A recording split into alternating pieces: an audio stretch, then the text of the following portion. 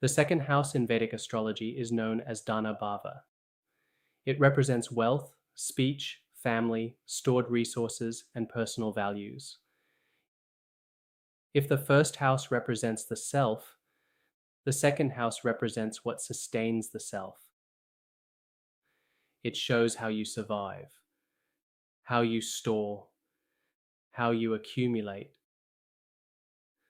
But this house is far deeper than money alone. The second house represents accumulated karma. It is what you bring forward into this lifetime as stored capacity. This includes financial intelligence, family conditioning, speech patterns, even dietary tendencies. It governs the mouth, both what goes in and what comes out. Food intake, speech expression. Because consumption and communication both shape destiny. The second house shows the family you were born into, not your future spouse's family, that is the seventh, but your birth family. The emotional tone of your early environment. Was there financial security? Was there tension around money? Was speech supportive or critical? These early patterns often repeat unconsciously in adulthood. Because the second house builds your internal definition of security. If security was unstable, you may overcompensate through aggressive earning. If security was rigid, you may fear financial risk. The second house also governs self-worth, not confidence. That is more first house, but worth. Do you believe you deserve stability? Do you price your skills appropriately? Do you undervalue yourself? These are second house questions. Now let's go deeper into speech. The second house governs vak, spoken word. In Vedic tradition, speech is power. Words create karma. A strong second house can create powerful communicators, advisors, teachers, public speakers. An afflicted second house may produce bluntness, harshness, or inconsistency in speech. If malefics dominate this house, speech can damage relationships. If benefics support it, speech can heal and uplift. Now let's discuss wealth more technically. The second house is one of the primary wealth houses, but it represents stored wealth, not income flow. Income generation is more connected to the 11th house, career status to the 10th, speculative gains to the 5th, but the second house shows what remains. Savings, accumulated assets. It also shows financial discipline. Now, an advanced concept. The second house is a maraka house. In classical texts, the second and seventh houses are considered death-inflicting houses during certain planetary periods. This does not mean danger for everyone. It means the second house holds power over longevity cycles. Because it sits next to the first house, the house of life force. Planets ruling or placed in the second can activate life transitions during their dashas. This is why proper chart analysis must be careful and contextual. Now let's examine the second lord. Where the second lord sits shows where wealth and value are directed. If placed in the 10th house, career defines earning potential. If in the 11th house, networks and long-term gains support wealth accumulation. If in the 5th house, intelligence or creativity supports income. If in the 8th house, wealth may come through inheritance, insurance, or transformation.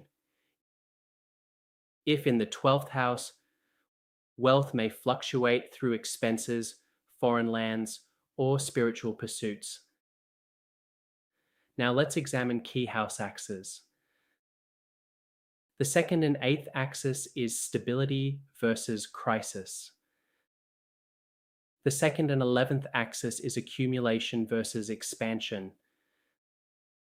The 2nd and 10th axis links earnings with reputation. The 2nd and 5th axis connects wealth to intelligence and children. The 2nd and 9th axis links wealth to blessings and dharma. Now let's look from the moon chart. From the moon, the 2nd house shows emotional security. Someone may have financial abundance in the Lagna chart, but emotional instability from the moon perspective, or modest income, but deep emotional contentment. Both charts must be analyzed. Spiritually, the 2nd house teaches conscious accumulation. What are you collecting? Money, status, or wisdom? Because whatever you accumulate defines your legacy. Strengthening the 2nd house involves disciplined saving, clear communication, ethical earning, gratitude for family lineage, and mindful speech. Ultimately, the 2nd house asks one profound question. What are you building that will outlast you? Because wealth is not just currency. It is accumulated value. Now that we understand the foundation of the 2nd house, let's go deeper into advanced interpretation. Because the 2nd house is not just about money. It is about accumulated power. In classical Vedic astrology, certain planetary combinations involving the 2nd house create what are known as Dhana yogas. These are wealth-producing combinations. For example, when the 2nd lord connects with the 11th lord, stored wealth connects with income gains. When the 2nd lord connects with the 5th lord, intelligence and past life merit support financial growth. When the 9th lord connects with the 2nd house, fortune and blessings may support wealth accumulation. But here is something important. A yoga does not guarantee wealth. It creates potential. The strength, dignity, aspects, and dasha timing determine whether that potential manifests. Now let's examine how the element of the sign in the 2nd house modifies wealth patterns. If the 2nd house is in a fire sign, wealth may be generated through initiative, leadership, or risk-taking. If in an earth sign, wealth often grows steadily through discipline and structure.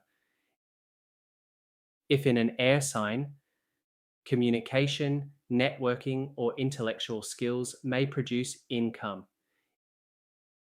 If in a water sign, emotional intelligence, intuition, or caregiving professions may influence financial patterns. Now let's discuss aspects to the 2nd house. A strong Jupiter aspect can expand wealth and ethical earning. A Saturn aspect can delay but stabilize finances over time. A Mars aspect can increase aggressive financial ambition or impulsive spending. Rahu's influence can create unconventional income sources or obsession with status. Ketu's influence can create detachment from wealth or fluctuating stability. Now let's go deeper into Rahu and Ketu in the second house. Rahu in the second house often creates hunger. Hunger for wealth. Hunger for recognition. There may be strong material ambition. But speech may need refinement. Ketu in the second house may create early instability in family or finances. But over time, it can produce detachment from material identity. Now let's talk about dashas. When the dasha of the second lord activates, financial themes become central. Accumulation, savings, family issues, speech-related karma, all may surface. If the second lord is strong, this period may build long-term security. If weak or afflicted, it may bring lessons around values and discipline. Now let's examine the psychological evolution of the second house. In early life, the second house expresses as dependence on family resources. In adulthood, it becomes self-generated stability. In maturity, it becomes legacy. The highest expression of the second house is not wealth accumulation alone. It is value creation. It is building something that sustains others. Now let's talk about strengthening the second house in practical terms. Maintain disciplined savings. Avoid impulsive financial decisions. Refine speech. Practice truthful communication. Express gratitude toward your lineage. Develop skills that create sustainable income. And most importantly, align wealth with integrity.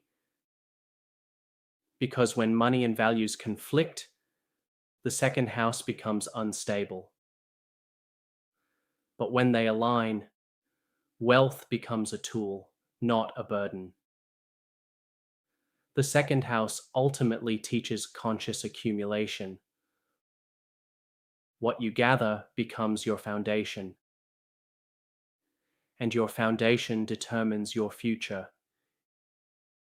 If this video helped you understand your wealth karma more clearly, comment below whether your financial patterns feel disciplined or fluctuating. And if you're continuing this structured journey through Vedic astrology, make sure you're subscribed for next week's episode. Understanding life through the lens of Vedic astrology.